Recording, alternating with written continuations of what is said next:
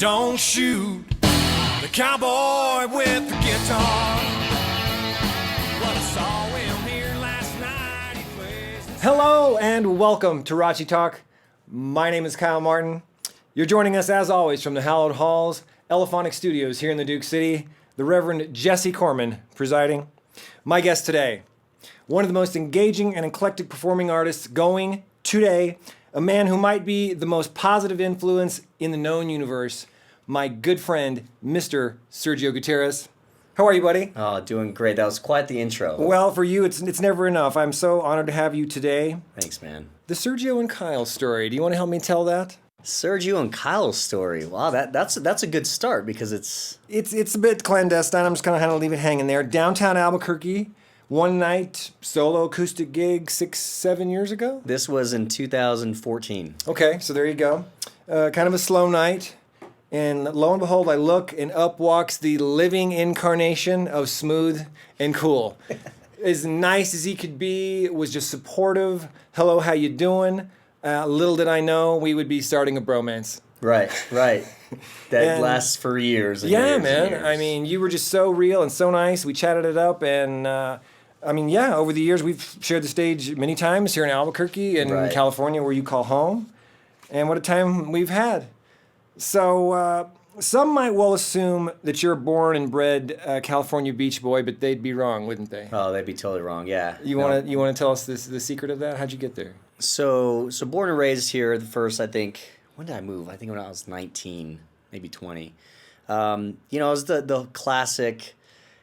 We played all the stages here in Albuquerque, and we kind of wanted to break out. We had a band called Axon then, and we were just some young cats who wore nothing but leather and drank Jack Daniels, and just trying to live up that style. Right. And so we're like, well, let's go to L.A. because Motley Crue and Whitesnake and Sure. all these guys Rock and played roll, there. man. Yeah, exactly. So, yeah, it was that classic story of just wanting something more and curious about, packing a car up with guitars and clothes and heading out west, and that's what we did, and loving every minute of it, man. It was tough. It was tough at first. But you weren't going to give up, though, were you? No, and we went through some hell, man. Yeah. But it's just so funny. I tell this to people all the time with, whether you're starting a business or any sort of change, like, it's not going to be that way forever. So I almost laugh when I'm swimming in a pool of uncertainty and fear. Right. And it's just like, it ain't going to be like this forever. I mean, I literally was eating lettuce in my car because I was so hungry and I didn't have any money for anything else. But sometimes And I just kind of laughed, and I'm just like, this is funny because I'm going to tell this story on the podcast with Kyle Martin. See how in he 2020. is? We're going to get to more of this now. Okay. So you've opened for Leanne Rimes. You've opened for Kenny Chesney. You played the Whiskey a Go-Go, Hollywood, California. Come on. I mean, your music resume is outstanding, but what you're doing with your art and your painting and your music, dude, I want you to talk about that. What do you want to know? Well, tell us, for those that don't know, tell us kind of what you've been doing here and how that's manifested here recently, your presentation with your art and your music. So I've been playing music so I'll be 34 in October. I've been playing music since I was 15. And at 24 years old, I picked up a paintbrush, okay? And at 30 years old, and this is a long story short, and at 30 years old, I woke up one morning and I remember just staring up at the ceiling. I'm like, oh, God, I got to choose one. The art is going well. The music is going equally as well.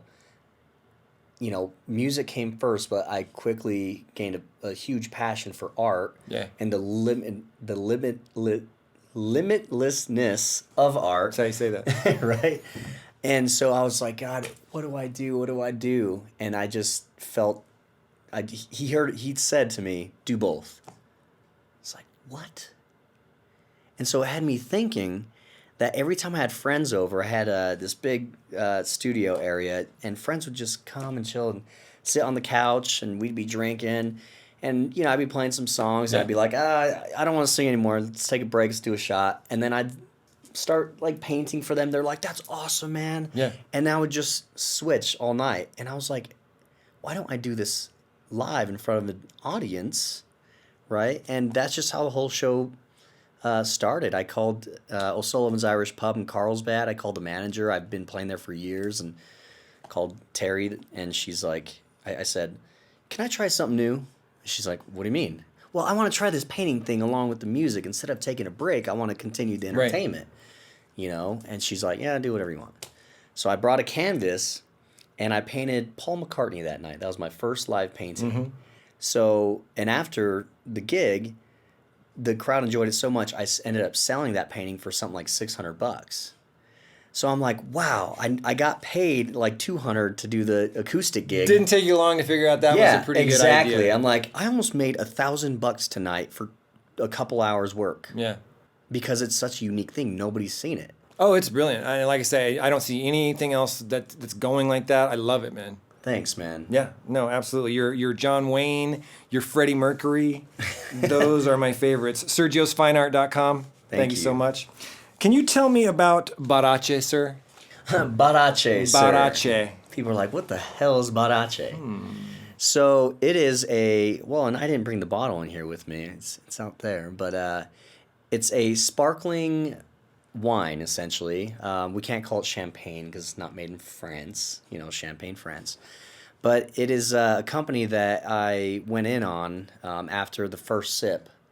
I was like, this is an amazing product, and there definitely is a market for it, because what it is, it's, if you can think of, let's just say your favorite cocktail is a Moscow Mule. I like it. Okay. It actually is. Yeah, is it? It is. It really is. Oh, wow. Okay. Yeah, So we ESP. basically take all those flavors and infuse it into a champagne, into a 16% alcohol champagne, not 11% like the other stuff. I like it 5% more, it sounds like to me. Right. And then, with this product, you don't need to buy orange juice for mimosas or any of that.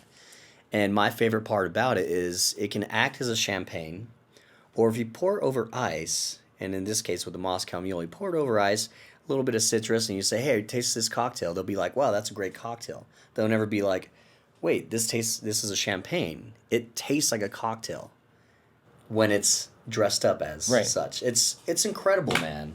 And see, all that time wasted making drink can now be spent imbibing more of it. Exactly. Which I like. It's absolutely incredible. I cannot wait to try it, sir. Yeah, right on. Cannot wait to try it. So I'm going to give you a little platform here. Burning questions. How do you stay so positive, sir? And what's your trick there? How do you do that? How do I stay so positive? Well, I know what staying negative brings, and it's nothing good. No. So that's my simple answer, man. I mean, because it's a choice. Right.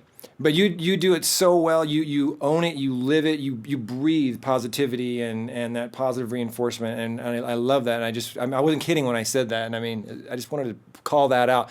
If you could give a struggling artist one really good piece of advice from Sergio, what would it be? How bad do you want it? That's the question I ask myself every day. Yeah. How bad do you want it? Because if you're going to give up on it, gives me chills talking about it. Because if you're going to give up on something, you don't want it bad enough. Right. You just flat out don't.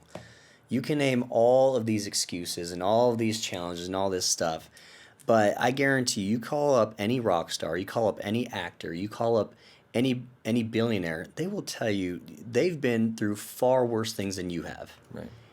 And you're the one quitting, and look where they're at. Yeah. So I look at these trophies that these people have gained through just sticking it out, and they wanted it bad enough. Perseverance. How bad do you want it? I totally agree. I completely agree with this man. Love it, man. So now the fun part. We're going to play an original game? song. Well, well, little did you know. No, we're going to play a song that you brought. It's called Bed You Made. Right. What inspired you? I really love the groove on this song. You and I were talking before. Tell me about it. So Bed You Made is a song that I wrote after a really nasty breakup. It was a girl that I was just head over heels. It was the first woman I thought I was going to marry. The whole nine. I've been there. And towards the end, it was, man, I just felt so much desperation and just like, it's the classic getting on your knees and saying, why? Why can't this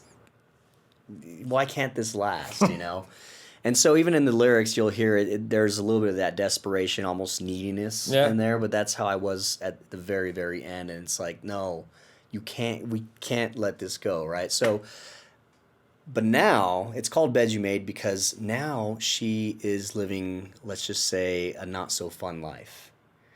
Okay, and it's just like, look, that's the bed you made. Right, and you Like, just keep rocking and rolling. I'm a good dude. I could have, you know, had Well- a future. But you know, it's great, and I have a wonderful girl now that I just love to death. I'm so Aw. happy that that Cha-ching. happened. You know, so Yeah. so it's like, and you can bring that to any situation. It's like I love to take responsibility for every single thing in my life. You know, because if you give responsibility to somebody else or you point the finger, you give them the power. Yeah. So I like to know that I make my own bed every single day, no matter what. So this song is just about, you know, you have to sleep in the bed that you made or don't made. I love it. The music, the art. Folks, we're going to jam it. Ladies and gentlemen, Bed You Made by Mr. Sergio Gutierrez. Let's do it. 2, 3, 4.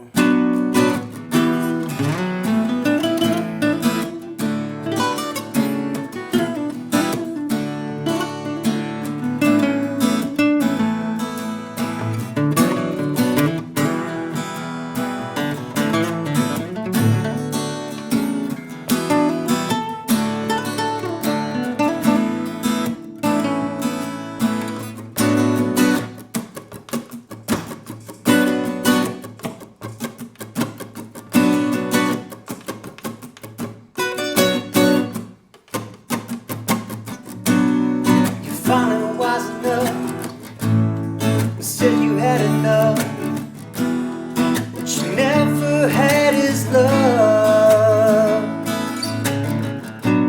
Money screams so cold, you're only getting old. You cry for what can't be bought or sold.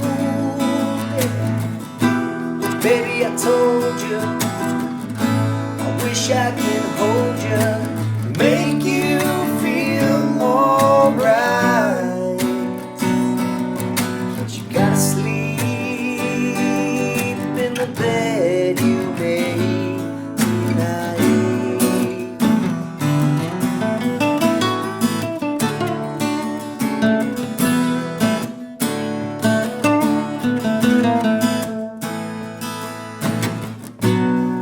Loved you anyway, and though you didn't stay, red roses, all they turn to gray.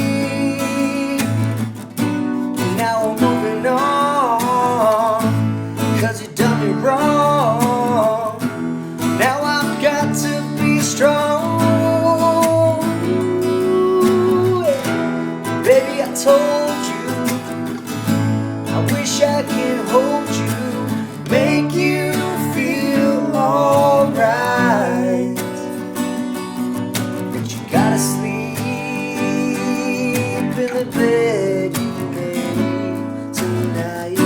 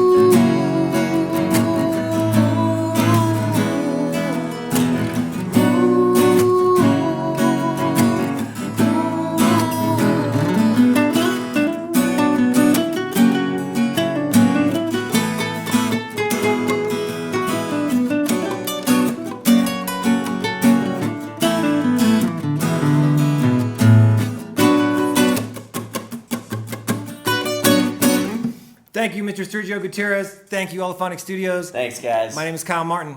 Live long and prosper. Don't shoot the cowboy with the guitar. What I saw him